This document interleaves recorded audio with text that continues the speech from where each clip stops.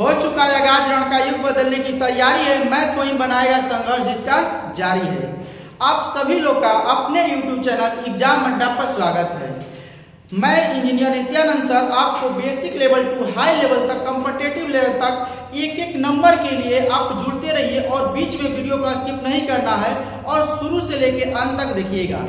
To the point चलते हैं question की ओर। देखिए बहुत सारे शॉर्ट टर्म ट्रिक है, आप अगर देखते हैं क्वेश्चन को तो देखिए आप भी बना कर देखिएगा, कुछ जरूर आपको सीखने को मिलेगा इस वीडियो में। ठीक है, जितना ज्यादा से ज्यादा हो सके लाइक शेयर कमेंट कीजिए कि कैसा आपको वीडियो लग रहा है। आंसर अगर पता है तो आप उसमें कमेंट भी कर सकते हैं कि इसका इतना आंसर होगा, हमसे बन गया। ठीक है, चलते हैं अपने क्वेश्चन पर। आप एक बार देख लीजिएगा तो इस चुटकियों में आप इस क्वेश्चन को बनाइएगा, देखते रहिएगा ध्यान से।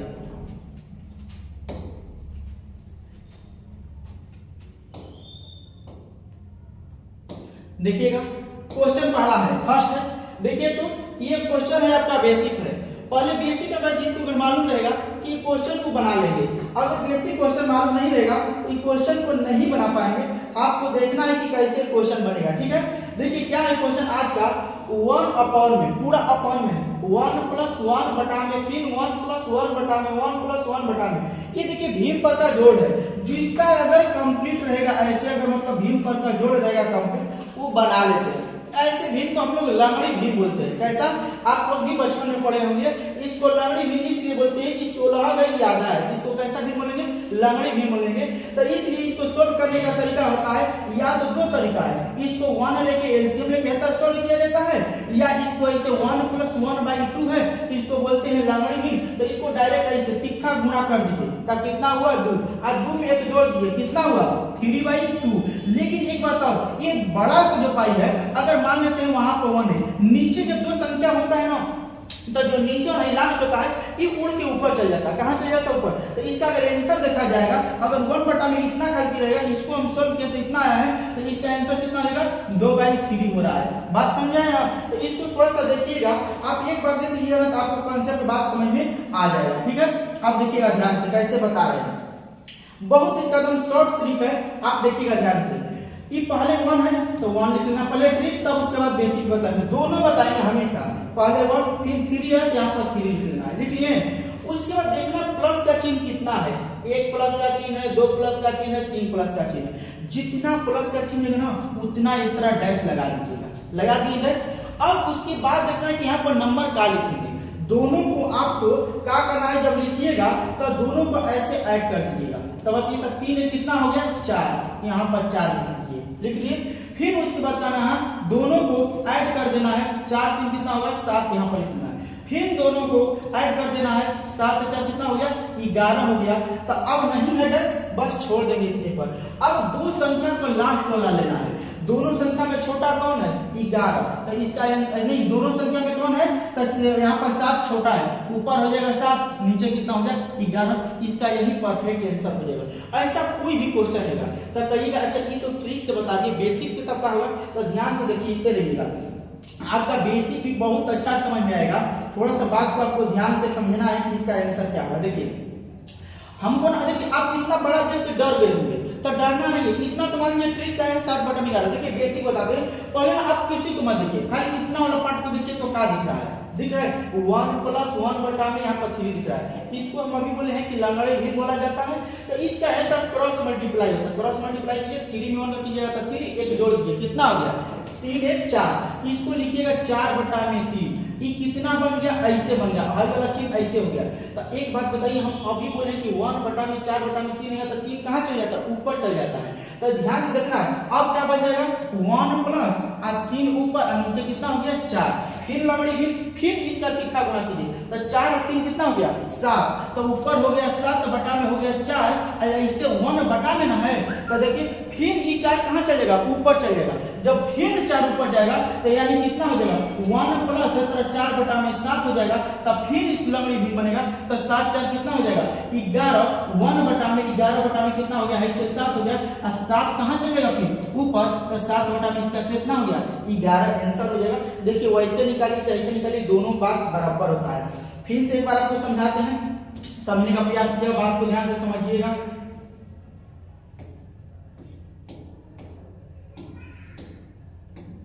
देखिएगा क्वेश्चन को फिर से बता रहे हैं थोड़ा सा, एक बार और देख लीजिए। अगर हमको देखिए भिन्न आपको देखना है, खाली इतना वाला बात को देखिए, इतना वाला को देखिए तो 30 का क्रॉस मल्टीप्लाई होता है तो 3 1 4, 4 बटा में 3। अभी बोले हैं कि 1 बटा में करके ये ना ऊपर में है तो 3 नीचे है तो कहाँ चलेगा, ऊपर, ऊपर चल जाएगा तो इसको क्या लिखिएगा, यानी 3 ऊपर चल गया नीचे आया था 4, कितना हो जाएगा।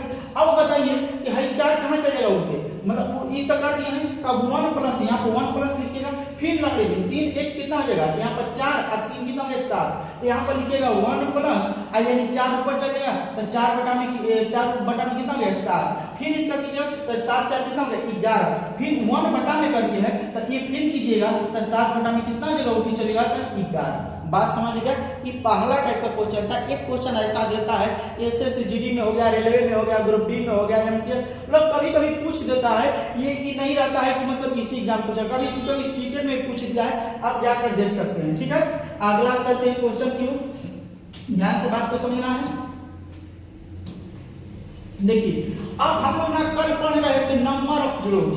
देखिए आज बहुत बेहतरीन तरीका से है, ये कह रहे हैं नंबर ऑफ जीरो, शून्य की संख्या बताना है। शून्यों की क्या बताना है, आपको पढ़ देगा 1 मल्टीप्लाई 2 मल्टीप्लाई 3 मल्टीप्लाई 4 मल्टीप्लाई, जब सब में गुणा कीजिएगा कहाँ तक 500 तक, तो बताइए कि लास्ट में जितना अंक आएगा कितना जीरो होगा, कितना जीरो की संख्या बताना है आपको कि कितना को जीरो लगा सकते हैं। तो अब बताइए अगर कोई कह देगा कि 1 है 2 है यहाँ पर 3 है 4 है 5 है 6 है 7 है 8, ऐसे अगर दे दिया तो कह देगा कि बताइए कि जीरो की संख्या क्या होगा। तो आपको देखना है कितना में 5 आया है, अधिक बात कि 2 आया है। क्यों, क्योंकि जीरो बनाने के लिए ना ZERO, जीरो बनाने के लिए 2 और 5 चाहिए, बस 2 को आना था, कोई चीज नहीं चाहिए, क्योंकि 5 दूनी के ही 10 होता है। तो हमको बोला नहीं कोई भी अंक आ रहा है तो लास्ट में को जीरो रहेगा, तो लास्ट में हमको जीरो देखना है कि 5 और 2 रहेगा ना, तो उसी से जीरो बनता है। तो अब बताइए 5 और 2 से हमको जीरो जब बन रहा है तो कहिएगा 4 और 5 से तो बन रहा है, तो 4 में तो 2 आइए ना जाएगा, ये 2 बार, तो ये मतलब ये हुआ कि हम इसको न लेकर ये 6 में आएगा 2, हम 2 और 5 को खाली लेते हैं तो 2 सब में कॉमन होता है, इसलिए हमेशा जीरो बनाने के लिए 2 और 5 की आवश्यकता होती है, उसी को बोलते हैं नंबर ऑफ जीरो। और देखना है ना कि इतना में सबसे कम कौन बार आएगा, क्यों, क्योंकि बताइए 5 एक ही बार है, 5 कब है, एक बार है, तो जब 5 एक बार है तो एक मतलब कि सबसे कम 5 बार आया है, तो 2 कई बार है, जब उसे हमको मतलब नहीं है, हमको 5 को देखना है कि सबसे कम कितना बार आया है, तो एक बार आया है, तो नंबर ऑफ जीरो जगह निकालना रहेगा इतना में, तो अधिकतम कितना हो जाएगा, एक ही होगा।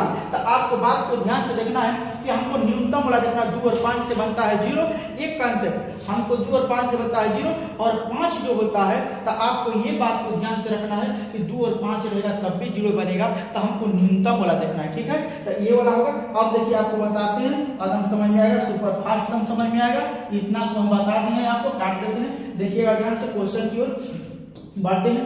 नंबर ऑफ जोड़ 1 से लेकर 5, इसका तरीका होता है, रूल होता है। देखिएगा जो लास्ट में दिख रहा है डिजिट ना, तो ये देखिए इसमें 2 तो बहुत बार आया होगा, 2 4 6 में आज आया होगा, 5 कम आया होगा, तो 5 से ही काम करेंगे सब कुछ। तो देखिए ऊपर कितना दिख रहा है 500, लास्ट में 500 में हमेशा 5 का भाग देना है, कितना आएगा 100, कितना आएगा 100, फिर जो आएगा ना आंसर ना उसमें फिर 500 भाग दिया, कितना हो गया 20 हो गया, फिर जो आएगा उसमें फिर 500 भाग दिया, तो कितना हो गया 4 हो गया, फिर कहिएगा कि 4 में फिर 500 भाग देंगे। ठीक है, नाम दीजिए 4 में कितना से भाग देना है, फिर देना है 5 से भाग। तो अब देखिएगा 4 में अगर देना है फिर 5 से भाग, तो कोई बात नहीं, यहाँ पर 4 में भाग आपको दे देना है, तो ऊपर कितना हो जाएगा 4 और नीचे का हो गया 5। ये बात भाग जाएगा नहीं जाएगा, तो भाग जब नहीं जाएगा तो छोड़ देंगे, और छोड़ देंगे तो जितना बचा उस सबको जोड़ देंगे, तो जोड़ेंगे तो देखिए ये 4 हो गया, ये 2 हो गया, 1 हो गया, तो ये जब संख्या को कुल को गुणा कीजिएगा ना तो लास्ट में 124 को जीरो होगा, कितना होगा, पूरा संख्या के बाद 124 को टोटल जीरो होगा, तो इसी को कहते हैं नंबर ऑफ जीरो। एक नंबर में ग्रुप डी हुआ, एसीसी का कोई भी एग्जाम हुआ, जीडी का हुआ, आर्मी का हुआ, सीटेट का एक क्वेश्चन पूछता है, तो आपको बात को ध्यान देना है कि नंबर ऑफ जीरो जिस पर कितना होगा, तो आप पूछेगा कि कुल संख्या का गुणा करने के बाद कितने जीरो लगाइएगा, तो 124 को जीरो चिपका दिया तो 1 से 500 का गुणा निकालिएगा। अच्छा ये नहीं समझ में आ रहा तो कोई बात नहीं, लेते टीवी देखिए सब में गुणा दिया हुआ है, दिया हुआ ना, 1 से लेकर कहां तक 250, वही कंसेप्ट, नो मतलब इसमें कोई फार्मूला नहीं लगेगा, वही वाला कंसेप्ट लगाइए, आराम से आंसर आएगा। इसको कीजिएगा, इसका आंसर कितना हो गया 50। फिर 50 में भाग दीजिए कितना का 5 का, कितना हो गया 10। फिर 10 में 5 का भागा दीजिए कितना आएगा 2। अब बताइए 2 में भागा जाएगा नहीं जाएगा, 50 10 60 2 62। नंबर ऑफ जीरोज की संख्या कितना हो जाएगा 62 हो जाएगा।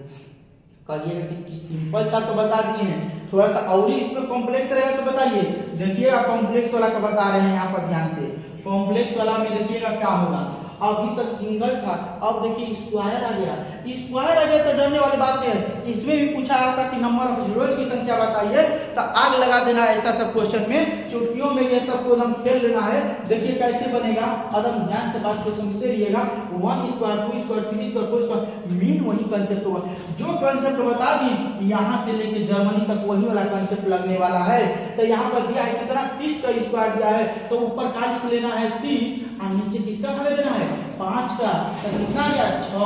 अब 6 में भी भाग कितना देना है 5 का, आंसर आ गया 1। अब 1 में भागा जाएगा नहीं जाएगा, तो दोनों को ऐड कर दीजिए, 6 एक कितना हो गया 7। लेकिन इस प्रकार दिया सब में स्क्वायर दिया, तो जो आंसर आएगा तो 7 में 2 का गुणा कर देना है, तो 7 दूनी के कितना हो गया 14। तो नंबर ऑफ जीरोज की संख्या कितना हो जाएगा 14।